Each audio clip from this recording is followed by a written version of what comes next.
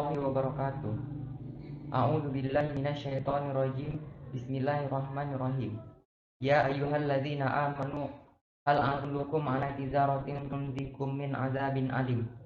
Tu'minuna billahi wa rasulihi wa tujahiduna fi sabilillahi bi amwalikum wa anfusikum. Dzalikum khairul lakum in kuntum ta'lamun. Shadaqallahul azim. Jadi di sini saya selaku moderator ingin mempresentasikan hasil kerja kelompok kami. Adapun jurnal rujukan yang kami ambil yaitu jurnal yang dipublikasikan oleh Outdoor Manuscript yang berjudul Mechanism of Antibiotic Resistance. Pendahuluan, latar belakang. Mulai tahun 1940-an, produksi massal antibiotik melibatkan pertumbuhan mikroorganisme skala industri untuk memanen produk metabolisme mereka. Resistensi antibiotik adalah topik yang tepat untuk para ahli epidemiologi, mikrobiologi dan dokter, serta para ekonom kesehatan dan pejabat kesehatan masyarakat yang kesemua itu berfokus pada masalah praktis tentang apa yang harus dilakukan dalam menghadapi krisis. Pada saat yang sama, resistensi antibiotik menghadirkan masalah kritis tentang apa yang harus dipikirkan, baik itu di dalam maupun di luar ilmu biomedis. Antibiotik membunuh dengan toksisitas selektif, mengganggu struktur mikroba atau proses yang tidak ada dalam sel manusia. Produksi mereka didorong oleh teori antibiosis. Manusia yang memanfaatkan zat yang diciptakan mikroba dalam pertempuran yang saling bertentangan untuk ruang dan sumber daya. Manusia membuat antibiotik dengan mengolah mikroba, mengotak-atik metabolit mikroba secara kimiawi, dan menirunya dengan antibiotik sintetik. Resistensi antibiotik muncul ketika mikroba memperoleh kapasitas untuk menghindari obat ini. Dalam sejarah biologi, gagasan tentang bakteri berubah. Dalam biologi sejarah, bakteri ini berubah. Bakteri hari ini bukanlah bakteri masa lalu. Apakah perubahan itu terdaftar secara kultural, genetik, fisiologis, ekologis, atau medis? Bakteri saat ini memiliki plasmid antibiotik yang berbeda, baik itu dari sifat, keterkaitan, kapasitas, dan distribusi, serta temporalitas dari bakteri sebelum antibiotik modern. Bahkan, tidak jelas bahwa bakteri telah menjadi satu-satunya atau kategori yang paling menonjol untuk memikirkan tentang resistensi antibiotik. Josh M. Munita 2016. Adapun rumusan masalah pada presentasi kami hari ini yaitu bagaimana konsep dasar mekanisme resistensi antibiotik serta tujuan penulisan. Tujuan penulisan kali ini adalah untuk mengetahui mekanisme resistensi antibiotik berdasarkan jurnal yang dipublikasikan oleh Outdoor Manuscript. Selanjutnya pembahasan yaitu membahas tentang konsep dasar resistensi antibiotik, temuan, komersialisasi dan administrasi rutin senyawa antimikroba untuk mengobati infeksi dan reproduksi pengobatan modern dan mengubah paradigma terapeutik. Memang, antibiotik telah menjadi salah satu intervensi medis paling penting yang diperlukan untuk mengembangkan pendekatan medis yang kompleks seperti pencegahan kanker, penanganan padat, dan manajemen pasien dengan kanker dan antara lain. Sayangnya, peningkatan data dalam resistensi antimikroba di antara pada sekarang mengancam pencapaian terapeutik ini. Membahayakan hasil yang susah dari pasien yang sakit kritis.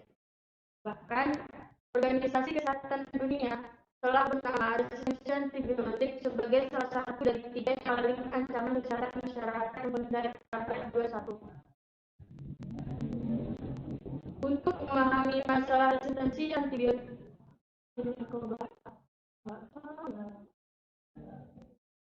selanjutnya, dasar genetik tahan antimikroba.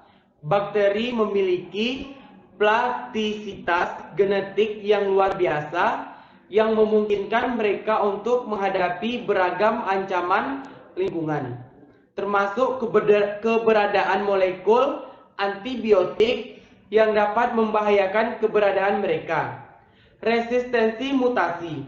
Dalam skenario ini, subset sel bakteri yang berasal dari populasi rentan mengembangkan mutasi pada gen yang mempengaruhi aktivitas obat, menghasilkan kelangsungan hidup sel yang dipertahankan dengan adanya molekul antimikroba. Setelah muatan resisten muncul, antibiotik menghilangkan populasi rentan dan bakteri resistensi mendominasi. Dalam banyak kasus, perubahan mutasi yang menyebabkan resistensi mahal untuk hemostatis sel, yaitu penurunan kebugaran, dan hanya dipertahankan jika diperlukan dengan adanya antibiotik. Secara umum, mutasi yang mengakibatkan resistensi antimikroba mengubah aksi antibiotik melalui salah satu mekanisme berikut. Yang pertama, ada modifikasi target antimikroba, menurunkan afinitas terhadap obat. Yang kedua, ada penurunan penyerapan obat. Yang ketiga, ada aktivitas mekanisme penghabisan untuk mengusir molekul berbahaya. Yang keempat, ada perubahan global dalam jalur metabolisme penting melalui modulasi jaringan regulasi. Dengan demikian, resistensi yang menimbulkan karena perubahan mutasi yang didapatkan beragam dan bervariasi dalam komplektasinya. Selanjutnya, secara klasik, bakteri memperoleh materi genetik eksternal melalui 3 strategi utama. Yang pertama, transformasi. Itu ialah penggabungan DNA telanjang. Berikutnya, transduksi atau bisa disebut diperantarai fag. Yang ketiga, konjugasi atau seks bakteri. Sebagai aturan umum, konjugasi menggunakan elemen genetik bergerak sebagai kendaraan untuk berbagai informasi genetik yang berharga. Meskipun transfer langsung dari kromosom ke kromosom juga telah dikarakterisasi dengan baik, MGE yang paling penting adalah plasmid dan transposon. Keduanya memainkan peran penting dalam pengembangan dan penyebaran resistensi antimikroba di antara organisme yang relevan secara klinis. Akhirnya, salah satu mekanisme yang paling efisien untuk mengumpulkan gen resistensi antimikroba diwakili oleh integron, yang merupakan sistem rekombinasi spesifik lokasi yang mampu merekrut kerangka baca terbuka dalam bentuk kaset gen bergerak. Integron menyediakan mekanisme yang efisien dan agak sederhana untuk penambahan gen baru ke dalam kromosom bakteri, bersama dengan mesin yang diperlukan untuk memastikan ekspresi mereka. Strategi kuat pertukaran genetik dan salah satu pendorong utama evolusi bakteri untuk pencapaian tentang mekanisme HGT, pembaca diarahkan ke tinjauan canggih terbaru. Selanjutnya, kita akan membahas dasar genetik tahan antimikroba. Tidak mengherankan, bakteri telah mengembangkan mekanisme resistensi obat yang canggih untuk menghindari pembunuhan oleh molekul antimikroba. Sebuah proses yang kemungkinan telah terjadi selama jutaan tahun evolusi. Sebagai catatan, resistensi terhadap satu kelas antimikroba biasanya dapat dicapai melalui beberapa jalur biokimia, dan satu sel bakteri mungkin mampu menggunakan serangkaian mekanisme resistensi untuk bertahan dari efek antibiotik. Selanjutnya, untuk memberikan klasifikasi mekanisme resistensi antibiotik yang komprehensif, kami akan mengkategorikannya sesuai dengan rute biokimia yang terlibat dalam resistensi sebagai berikut. 1. Modifikasi molekul antimikroba. 2. Pencegahan untuk mencapai target antibiotik. 3. Perubahan bifasitus target. 4. Resistensi karena proses adaptasi sel global. Masing-masing strategi mekanistik ini mencakup jalur biokimia tertentu yang akan dijelaskan secara rinci dalam peningkat bab ini. Sebagai catatan, kami akan memfokuskan diskusi pada mekanisme yang paling relevan dengan memberikan contoh yang memiliki dampak klinis yang relevan. Selanjutnya, penurunan penetrasi dan penghabisan antibiotik. Penurunan permeabilitas.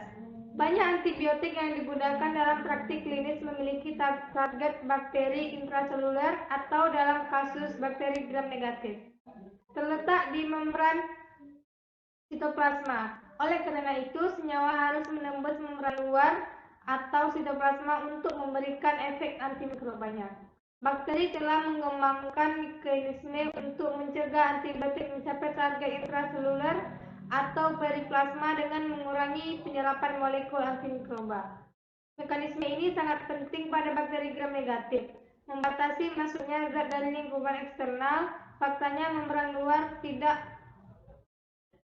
bertindak sebagai garis pertahanan pertama terhadap penetrasi beberapa senyawa beracun termasuk beberapa agen antimikroba molekul hidrofilik seperti laktam. Contoh utama dari efisiensi penghalang alami ini adalah kenyataan bahwa vancomycin, antibiotik glikopeptida, dan tidak aktif melawan organisme gram negatif karena kurang penetrasi melalui membran luar. Demikian juga kerentanan bawah yang rendah dari Pseudomonas atau Acinetobacter terhadap laktam dapat dijelaskan setidaknya sebagian. Pengurangan jumlah dan ekspresi protein dan yang berbeda. Selanjutnya, beberapa jenis porin telah dijelaskan dan mereka dapat diklasifikasikan menurut strukturnya. Trimetrik PS monomer, selektivitasnya dan regulasi ekspresinya di antara porin dengan karakter terbaik. 3 porin utama yang diproduksi oleh E. coli dikenali sebagai ONPF, OMPC, dan PHOE, dan Pyoruginosa OPRD. Juga dikenal sebagai porin D2, adalah contoh klasik resistensi antibiotik yang dimediasi porin. Perubahan porin dapat dicapai dengan 3 proses umum, yaitu yang pertama, pergeseran jenis porin yang diekspresikan, yang kedua, perubahan tingkat ekspresi porin, yang ketiga, gangguan fungsi porin. Yang penting, perubahan permeabilitas melalui salah satu mekanisme ini sering mengakibatkan resistensi tingkat rendah dan sering dikaitkan dengan mekanisme resistensi lainnya, seperti peningkatan ekspresi pompa penghabisan. Selanjutnya, pompa penghabisan. Mekanisme resistensi ini mempengaruhi berbagai kelas antimikroba, termasuk inhibitor sintesis protein, fluoroquinolone dan laktam, carbapenem, dan polymyxin. Gen yang mengkodekan pompa menghabiskan dapat ditemukan di MGE, seperti yang dijelaskan pada awalnya untuk DMT, atau di dalam kromosom. Yang penting, pompa yang dikodekan secara kromosom dapat menjelaskan resistensi yang melekat pada beberapa spesies bakteri terhadap antibiotik tertentu. Resistensi tetrasiklin adalah salah satu contoh klasik resistensi yang dimediasi penghabisan, di mana pompa penghabisan T milik keluarga MFS mengekstrusi tetrasiklin menggunakan pertukaran proton sebagai sumber energi. Terima kasih kepada rekan-rekan saya yang telah membahas pada pembahasan kali ini. Adapun kesimpulan dari materi kami yaitu penggunaan antimikroba dalam praktik klinis merupakan perkembangan terbaru dalam sejarah. Perkembangan resistensi antibiotik harus dilihat sebagai respons adaptif, normal, dan manifestasi yang jelas dari prinsip-prinsip evolusi Darwin. Mekanisme di mana bakteri menjadi resisten terhadap antibiotik sangat penting untuk merancang strategi baru guna melawan ancaman resistensi. Thank you for your attention. Sekian dari pembahasan kita kali ini. Apabila ada kesalahan baik itu dari kata maupun materi yang kami sampaikan, lebih dan kurang kami mohon maaf. Saya akhiri. Assalamualaikum warahmatullahi wabarakatuh.